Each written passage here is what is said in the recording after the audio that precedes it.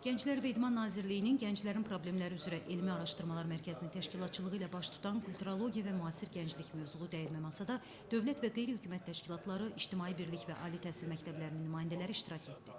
Gənclərin Problemləri üzrə Elmi Araşdırmalar Mərkəzinin direktoru Qədəmşah Sadıxov bildirdi ki, tədbirin keçirilməsində məqsəd gənclərin milli mənəvi dəyərlər, adət-ənənələrinin yaşadılması, milli kimlik, qloballaşma prosesi zəminində milli özünü dərkin qorunmasında diqqətin artırılmasıdır. Dəyirmi masada Milli Elmlər Akademiyasının müxbir üzvü millət vəkili Nizami Cəfərov, kulturologiya dövlət siyasətinin tərkib hissəsi kimi prezident yanında Dövlət İdarəçilik Akademiyasının professoru, kulturoloq Fuad Məmmədov isə şəxsiyyətin formalaşmasında kulturologiyanın rolu mövzusunda məruzələrlə çıxış etdilər.